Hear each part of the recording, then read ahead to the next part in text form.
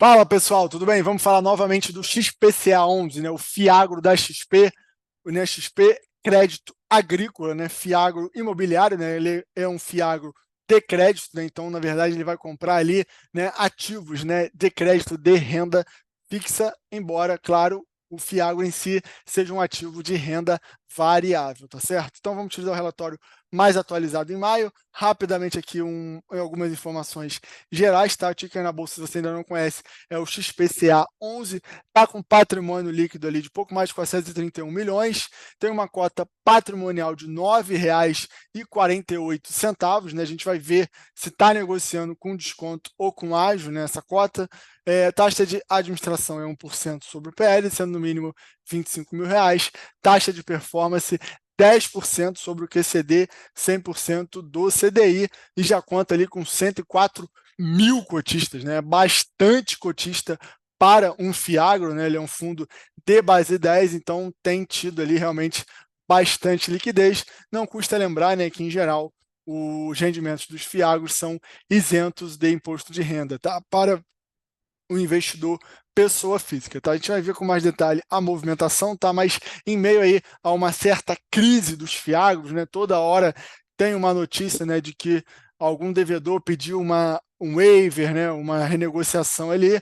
Você tem a carteira dele, né, adimplente, tá? Sem atraso tanto nos juros como no principal e nem postergação ali de vencimento, tá? Né? No tocante ali à tragédia do Rio Grande do Sul, ele informa que não tem exposição direta ao Estado, apenas exposição indireta, né, através ali de algumas revendedoras e alguns outros, né, produtos ali financeiros, empresas ali que atuam na parte financeira do agronegócio. Tá? O resultado caixa do fundo foi de aproximadamente ali 12,48 por cota, o resultado contábil de 10,34. A gente vai ver, né, que ele distribuiu ali 0,10 centavos por cota, tá, em relação a esse relatório. Então ele distribuiu ali menos do que ele gerou tanto no resultado caixa como no resultado de competência. Então não se trata aqui, né, de resultados ali que estão tão diferente assim, né? Que o resultado distribuído seja tão diferente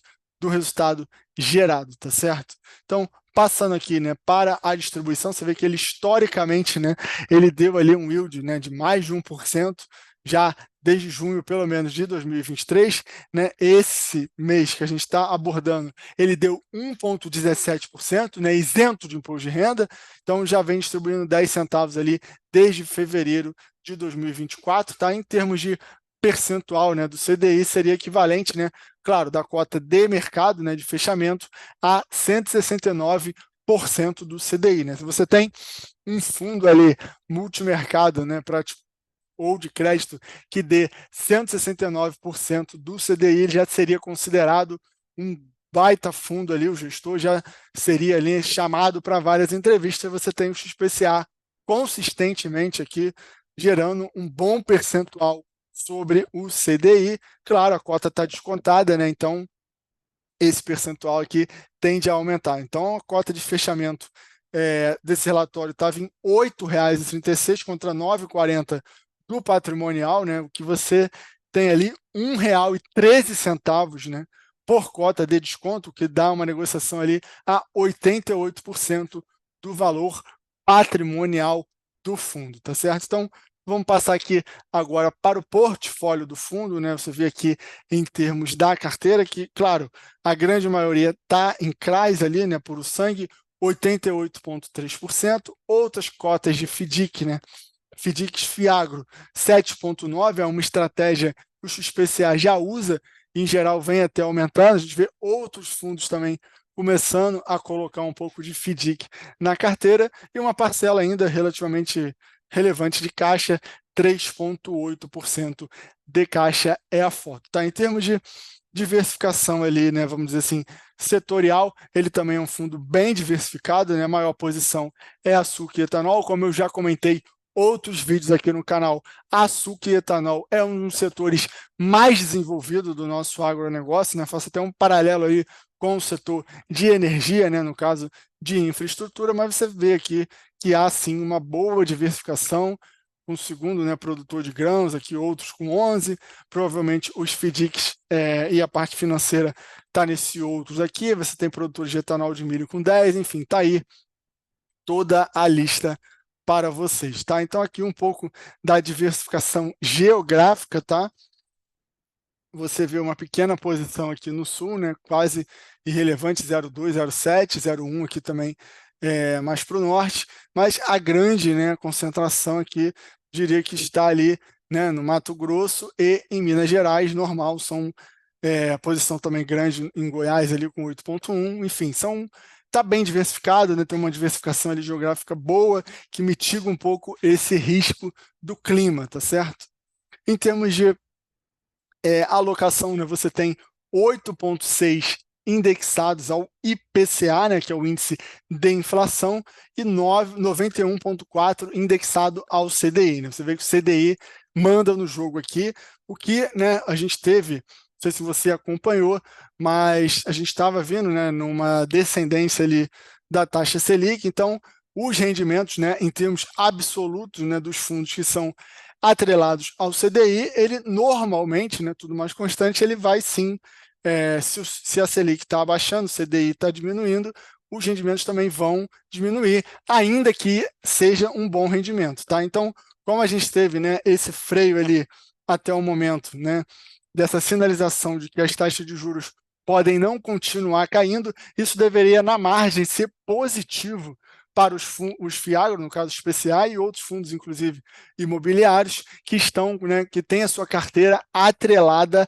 ao CDI, porque antes, né, a curva de juros do CDI estava marcando que o CDI ia terminar ali 9,5, 9, agora, tem se revisado as expectativas e os juros futuros já estão colocando uma taxa Selic mais alta. Então, na margem, né, na precificação do ativo, o especial deveria ter até valorizado com essas notícias. Não é isso que a gente está vendo no mercado, né? As renegociações aí dos devedores ainda estão pesando sobre os fiagos, tá certo?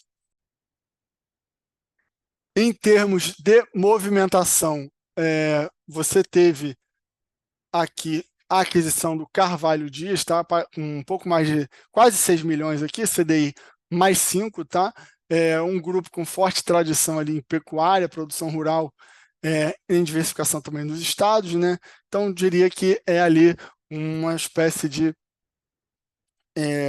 do setor pecuarista, né? E também, né, desse setor, a Minerva, né, jamais conhecida, inclusive com ações negociadas em bolsa, né, com 5 milhões aí, 59, a IPCA mais 7,62, Minerva já bastante conhecido. Então aqui a gente chega na carteira propriamente dita, né? Você vê que tem uma diversificação relevante aqui, a maior posição apenas com 6,4, tá?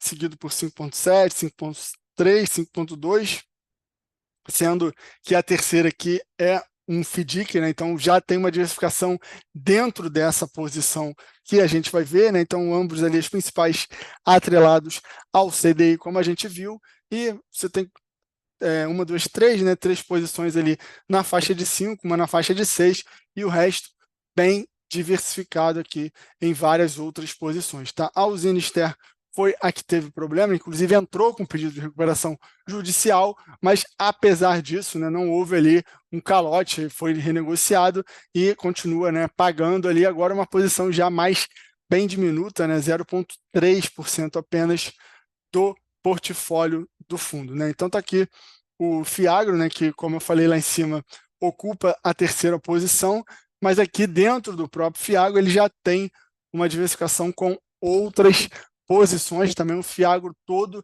atrelado ao CDI, tá, pessoal? Então, por hoje era isso. Aqui ele vai dar, né, as informações aqui dos devedores, o tipo de garantia. Rapidamente, para a gente fechar aqui, vamos nessa usina Ester, que a gente já viu outras vezes aqui, né, a usina sucro-alcooleira, né, está sim em recuperação judicial, mas fez um acordo aqui, equalizou juros, repactuou a dívida, duration, e sem haver, né, desconto, né, que às vezes, por exemplo, um devedor ali, né, vamos dizer que ele fique devendo ali 100 milhões. E na renegociação, no caso de uma recuperação judicial, ele acaba negociando um desconto na dívida mesmo, né? Então, ó, a gente te devia 100, mas ao invés de pagar 100, vamos te pagar 80, é isso que tem, se você não quiser, beleza, fica aí no final da fila, briga depois, mas não, aqui não teve esse tipo de desconto, teve apenas renegociações ali que não alteraram ali a parte total, tá certo? Então, por hoje era isso, fundo adimplente, fundo da XP, com bastante cotista já, bastante liquidez, descontado e pagando um excelente yield, né? Como a gente viu aqui, um yield ali de quase mais de 160%, né? Quase 170% do CDI, claro, né, na data aqui de fechamento desse relatório, tá certo? Então, por hoje era isso, falamos do XPCA 11. Grande abraço, claro, não deixe de se inscrever no canal.